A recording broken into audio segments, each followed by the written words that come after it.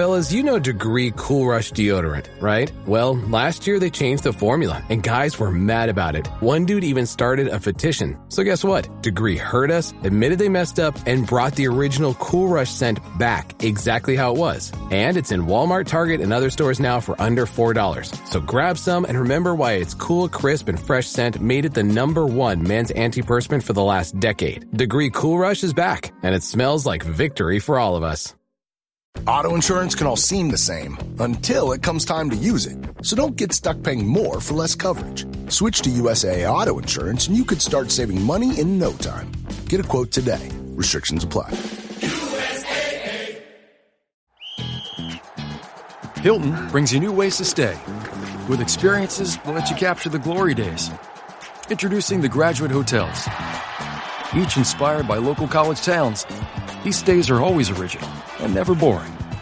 Get in touch with traditions all across the country and enjoy a stay that's a class above the rest. Book at Graduate Hotels with Hilton Honors Points at Hilton.com. It's a win-win. Hilton, for the stay. From the Fifth Quarter Studio in Madison, Wisconsin, you're listening to the Coaching Youth Hoops Podcast. They're playing basketball. Basketball. Here's our hosts, Steve Collins. And Bill Flitter.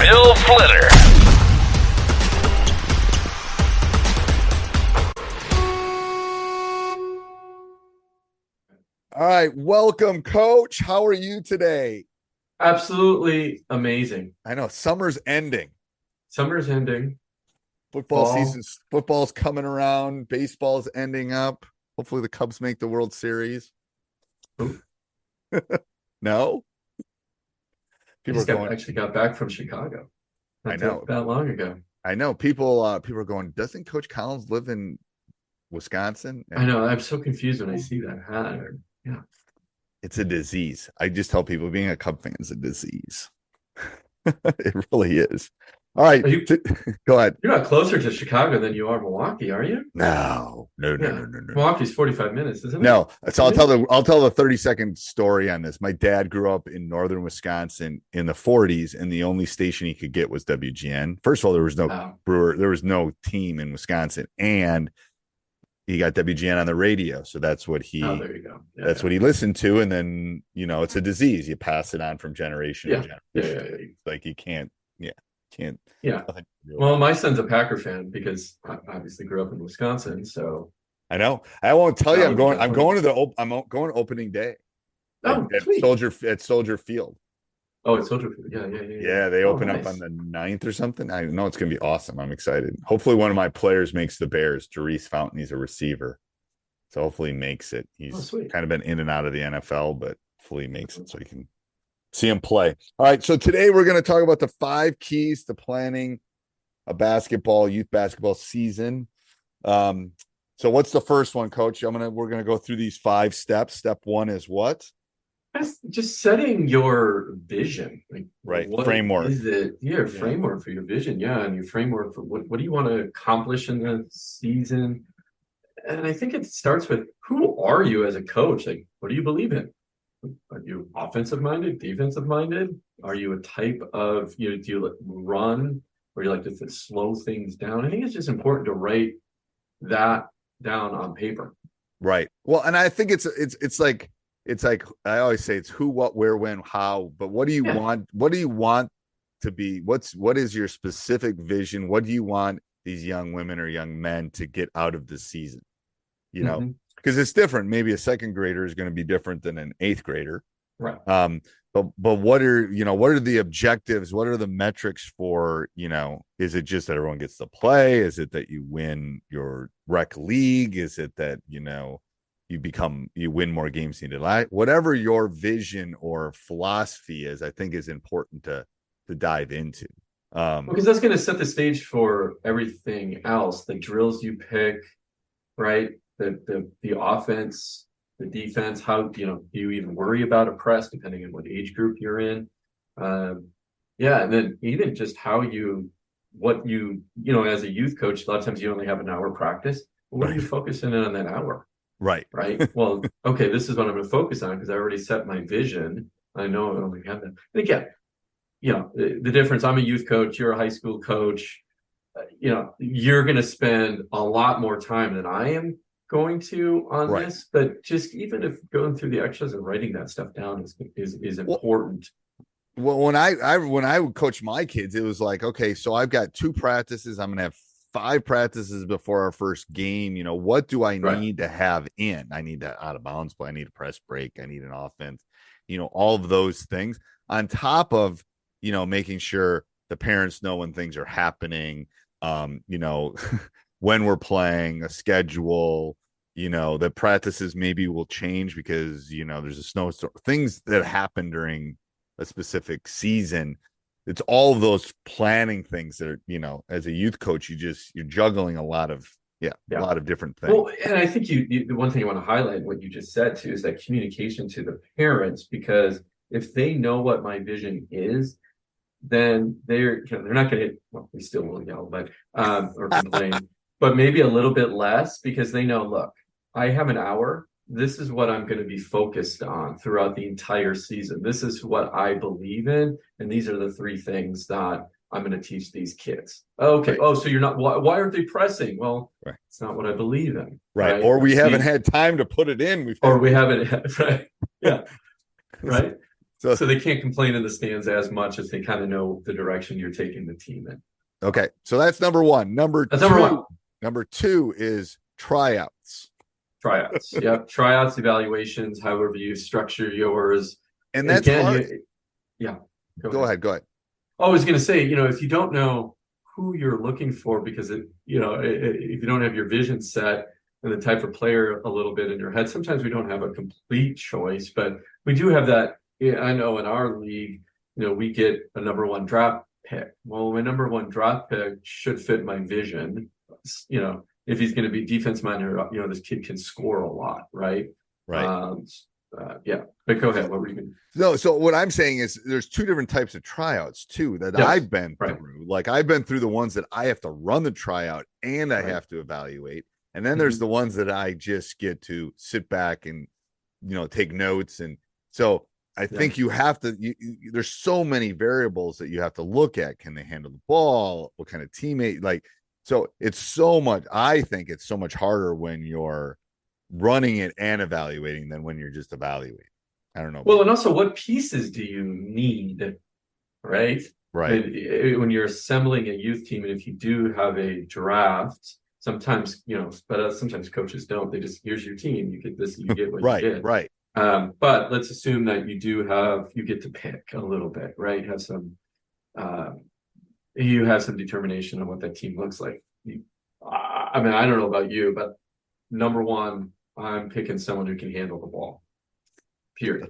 Yeah. Even if they're not a great shooter, the youth level, if they can get the ball across half court, that's a plus. Number 2, I'm looking then and like, okay, I don't care if the kid sits in the corner, but man, he is lights out shooting. Right now, obviously, it's nice to have a ball handler and a shooter, right? That can do everything, but a shooter, somebody that can play defense really well. And then sometimes there's size, right? You kind of want the bigger kids, but again, that always doesn't work out that way. But a couple of people that can handle the ball, a couple of people that can shoot halfway decent, and then you're going to have your 8th and 9th kid, right? Especially in rec leagues that. Okay, they're just there to have fun, and you get what you get, and you got to do the best to turn them into great players. But I don't know what your thoughts are on that. Yeah, and the thing is, it's like I think the factor is like you have to think about so there's actually 3 options because you're right. You could be given a team, and then how do you make those pieces kind of work? So even if you don't have a tryout, you have to move those specific pieces. But the younger the age, ball handling is number 1. To be honest with you, as they get older, ball handling still important, but then other skill sets as far as like shooting and passing and strength and knowledge of the game. So I think it's kind of an inverted curve there a little bit with what's important. But watch out for those kids who play soccer because they're not coming to basketball practice. Sorry, but soccer players always see the court really well. Oh, they're tremendous athletes. Yes. Just in my I'm tongue in cheek on that one. I just had experiences where I pick them as my number one draft pick, but it's also soccer season in the fall, or they're on a travel team. Commitment level is important too, and it's a little bit easier as they get older to kind of figure that out with the parents and stuff too. All right. Well, hold on. One more thought on that is, more and more coaches, I hear this, they're picking the kids based on their parents as well, right? Oh, I agree. Great athlete, 100%. Bad attitude for their parents. I'm gonna, prioritize that person. So something to consider. I hate to even have to bring that up, but it's true. Oh, it's so true. All right. So number one was kind of the framework. Number two was tryouts. You're figuring out how you're going to run your system. Step three, or the third key, is kind of figuring out like your systems, like your offense, your defense, how you're going to integrate those. What's your thoughts on that? And especially, it's going to be different, obviously, between a third grader and an eighth grader, but what's your thought on that? Well, and it goes back to your philosophy, right? And so what we set up in the beginning, it's really important to pick, if you're in the youth level, let's pick an average youth team, not an exceptional one and not a really bad one. But, most what I've been seeing, you're doing a 5-out or a 4-out 1-in, right? And keep it simple. And I wouldn't worry so much about the offense that you're running, but more about the concepts that you're teaching. Okay, what does that mean? Well, don't be so strict on the rules of a complete 5-out offense. So, we have these, right. I came up with all these ABCs, right? So remember the ABCs, right? Always be cutting and screening. That really is a 5-out off, works really nicely in a 5-out offense. But when that offense breaks down, the kids need something. They need to know what the next step is, and you don't want them to think too much. So after you pass, you cut. So set those rules and make it simple. 3 or 4 things max that you do in your offense. And I think you got to do that both on the offense and the defense. Like That's if you're correct. playing a basic man, what are you doing? Are you pushing baseline? Are you, are you no middle? Are you pack line? Are you running a zone? Whatever you're doing. Yeah. Again, if you're having 5 days a week practice and 1 day a week practice, is different. That's right. Yeah. But I think you got to break those systems down. You got to analyze, what I try to do too is I try to take that first practice and figure out what I got. Because tryouts is one thing, and then it's like, okay, we've got some ball handlers, or we've got some kids that have played before. We have some kids that don't play before, or because that's gonna correlate to your your walkthroughs, your demonstrations, how you're gonna teach things, how what kind of offense you can run, what kind of defense you can run, how you will break the press. You got it, either given the team or tryouts, you got to. I always say that first practice should be kind of a deep dive into your team. Do some passing drills, some shooting drills, just to kind of all right, this is better than I thought, or this is worse than I thought, just to kind of analyze it. But I think all those systems are important, but you got to know what you got to know the ingredients that are sitting on the kitchen table before you make the soup. You can't just, start making the soup and not have enough onions. That's right. Yeah, exactly. That's funny though. Yeah, so I go into it with a basic, very high level thought of what I want to do. So literally just did this. Had 8 players, and I ran them through the basic offense, just really basic. And then for me, that I'm just like, do they get it? And let's see what they do. And then that's where I kind of start asking them questions, even at the young level. Obviously the questions are, based on their age level, what you should be teaching them at that age level. But this was 7th and 8th grade. So I asked them, okay, I ran you through the basic set on offense. We did the same thing at defense. So on offense, I asked them, where do you see the opportunities? Where do you see other things off of this? What are the reads, right? And they listed 1, 2, or 3 things. So I want them to think about it. Yes. On the defensive side, I showed them my basic defensive scheme. And then I asked them, where are the holes? Where are the gaps? What's going to happen? And I don't mean what's going to happen in every scenario, but just as a generic at a high level, like where do you see this not working, and where do you see opportunities for, and what do we really have to focus on in order to be good, right? Yeah. And you'd be surprised, kids will come up with those answers. Oh God, we really need to be, halfway between our player and the ball on the weak side, or otherwise there's going to be a big gap there. Like, oh, yeah, perfect. Good. Yeah. Yeah. Hard to do that with a kindergartner, but hard to do that with a kindergartner. Yes. So when we're talking to you coaches, remember, we're being teachers 101, coach. We're not talking to the kid that's going to Harvard, and we're not talking to the kid, reading 3 grade levels below where they're supposed to. And you're not going to run an offense in kindergarten. So you're going to run concepts in kindergarten. That's a whole. After you pass, you cut. That's another podcast. That's another podcast. That's right. All right. Number 4. So that was framework, tryouts, offense, defense, kind of your systems. Yeah. Number 4 is probably what we get asked the most often about, which is practice planning. Mm-hmm. I know you're the guru with practice planning. What's your thought on that? Well, it boils down to, obviously you have to have all of those things set before you know what you're going to do, right? Because otherwise you're not going to be able to put a good practice plan together. But I think off of that, you kind of want to understand. Halliday presents, in the red corner, the undisputed, undefeated Weed Whacker Guy, champion of hurling grass and pollen everywhere. And in the blue corner, the challenger, extra strength Halliday. Eye drops that work all day to prevent the release of histamines that cause itchy allergy eyes. And the winner by knockout is Halliday. Halliday, bring it on. Llévate más de lo que esperas todos los días con el nuevo McValue en McDonald's. Ahora puedes comprar uno y sumarle otro por $1. Así que cuando tu equipo favorito enfrenta a sus rivales, enfrenta tus antojos con $5 Meal Deals. Y si estás corriendo para alcanzar el desayuno, corre al app para llevarte ofertas antes del cutoff.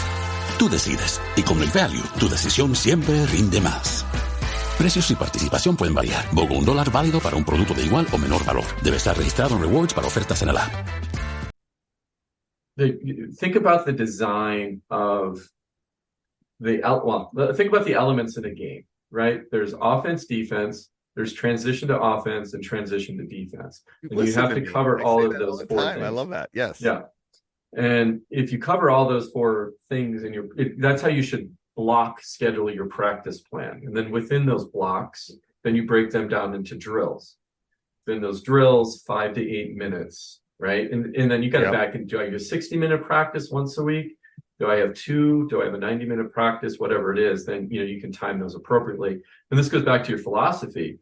Well, you know what? I'm a big transition to offense guy. So I'm going to spend a little bit more time on that. Right. So I'm going to have more minutes spent on that. Or I'm a really big defensive person. So I'm actually going to spend more time on defense than I am on offense. Does that make sense? It does. It's and there's a nuance to it a little bit. There is. Yeah. There is. Because and I think that coaches take it for granted too. Like the practice plan is the most important thing you're going to do all season. It's unbelievable. From a teacher, from someone that's taught for 36 years or whatever. I lost count, to be honest with you. But it's like if I don't have a lesson plan, I don't know what I'm doing. Right. It's bad news, man. Like. And I'm teaching, 17, 18-year-olds. It's like, I got to have a plan. Like, that's right. What I'm, and I'll give you a hint on practice planning for the youth coaches that are listening. It's better to have more than less. That's right. Because I can always do it the next practice. I can always do it the next class period. I can finish it tomorrow. But the worst is when you get done with everything you have planned with 20 minutes to go in class.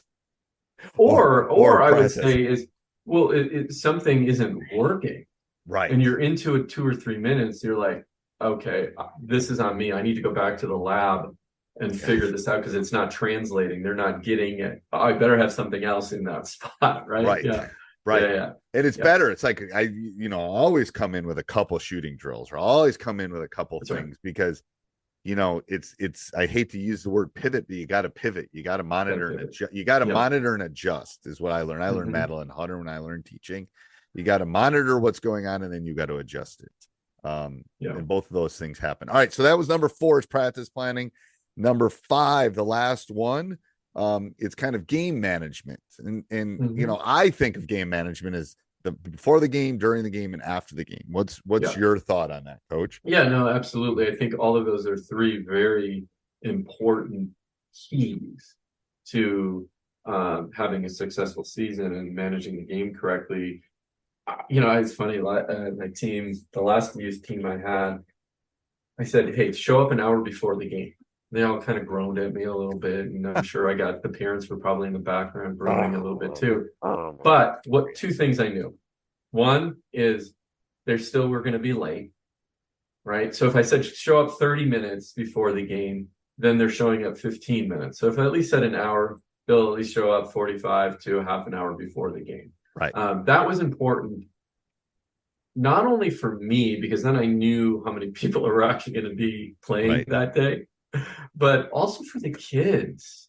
It settles them. It does. They get those pregame jitters out prior. They get time to be with their friends and talk, and I get time to communicate and maybe work out any last minute questions. Right. A lot of lessons taught in that pregame. Oh, right? It's the warm up. Well, first of all, physically, it's important. From someone that's getting older, it's like I got to loosen. Don't put your whole body in this. I got a little plantar fascia walking to the red line and to jump on the L. It's like I walked in my sandals. I should not have done that. I'm stretching my plantar fascia or whatever it is on the bottom of my foot. But anyway, but you got to stretch. It's like all that. I think it's important physically. I think it's important mentally. I think it's important for the coaches. All of that. It's more of that connection. And then that leads into the game part of it. That's right. Where now I have their attention for timeouts. I have their attention on substitutions. I have their attention on, how we're kind of running the bench and, how the rotations are going in the middle of July or whatever we're doing or whenever we're coaching our youth team. And then tell me about a timeout though. What? How do you manage a timeout? How do I manage a timeout? Yeah. What do you say? So when do you call it? When are you thinking about calling a timeout? What do you do? What do you say in that timeout? Yeah, there's a couple things. I usually take 15 seconds to gather my thoughts if it's a full timeout, which is a minute. And then I'm kind of reading the specific situation at that point. Am I calling it to change momentum? Am I calling it because we're doing well? Am I calling because we need a rest because I have 6 people and no one else has showed up and we're all tired? So there's different reasons for the timeouts. But then I have read that at most 2 things, ideally 1 thing in the timeout, but at most 2. And the most important one should be the last thing they hear when they're walking out of the timeout. Because that's what they're going to remember. It's TikTok, people. It's TikTok. Their attention spans. But so if it's like getting back on defense or blocking out, let's say one of those things, I'm going to say that to them more than 1 time. And I'm going to definitely say it to them at the end and as they're leaving. But that's kind of how I run my timeouts. I think timeouts are there's a pivot there. It just matters how, what's going to happen. And then what about post game? What do you do in post game, Coach? So post game, I have the players recognize something that another player did. Because I think that, again, talks about being a team and they're not focused on themselves. They're focused on someone else and giving a gift, right? Calling, so that's one thing. And I do a quick recap. And it depends on the level, right? Again, your 3rd grade, I still do that exercise. Hey, whose game did you like and why? Right. And, why did you like it? And then I'll say a couple positive things and say, hey, okay, next practice, we need to get a little bit better at, X, Y, and Z. I sometimes I sometimes at the youth level even grab the parents and say, hey, let's come in. Let's talk about, remember, we have practice on Tuesday and we have this. And remember, it's like, it's the community that we're trying to build. We're running out of time here, Coach, but let's talk about Coaching Youth Hoops Masterclass. I want you to dive into that. Yeah. And how that's related. Let me go through the 5 things we talked about. Let's do it. Yeah, let's recap. Framework, right? We talked about tryouts. We talked about offense and defense, or kind of planning it out. We talked about practice planning, and we talked about game management. Why are those important, Coach? Well, yeah, and this is how you're going to kick off your season and do it right and have a successful season at the end, looking back. But we just give you a glimpse. There's a lot more detail that goes into planning a season. Yes. And that's why we decided to put the master class together. And you can go take a look at it at Coaching Youth Hoops Masterclass.com. Again, Coaching Youth Hoops Masterclass.com. We're going to dive deep into each of the 5 subjects we just talked about. You're going to have you'll have access to worksheets, so you can create your vision. We're going to show you how to create a practice plan, how to create drills within that practice plan. Basically, everything you need to get ready for the season. Off. And I'm excited because a couple of those topics I'm going to get in front of a whiteboard and coach in front of a whiteboard. Coach in front of a Look whiteboard. Out. Pretty cool thing. Let me tell you. Not sitting in my office behind all my Disney stuff. I'm going to be in front of a whiteboard, kind of helping. Right. And Coach and I are going to kind of batter back and forth and talk about some specific things. But and I think what's important too is how we broke it up. It's over. We didn't want to, you can take it all at one time, but it is over 5 days, 30 minutes to 45 minutes max to do each exercise. So it's broken, or you could take a Saturday and sit down and do the whole thing. But we wanted to make sure that, you can get through the exercises in a limited amount of time. Again, remember, this is for youth coaches. Yeah. If you're, kindergarten through 8th grade, 6 through that 14 age group. We don't go in depth, go to, you might do at the high school level. That's teach hoops. Yep. Right. But Coaching Youth Hoops Masterclass.com. I will put the link down below. So Perfect. If you're listening to this or watching this or doing whatever, I'll put the link down below. But Coaching Youth Hoops Masterclass, we're limiting it because Coach and I, first of all, are 90 days away from our basketball season starting. So we can't take 6,000 people into this. So we're going to limit the number. So Coaching Youth. Yeah, we want to be there to help you. Yes. Right. So you can be there as a resource. So we can only do so much. There's only 2 of us. All right. Anything else, Coach? That's it, coaches. Thanks for listening and good luck planning your season. We're here to help. Good luck. Bye-bye. This podcast is part of the Sports Social Podcast Network.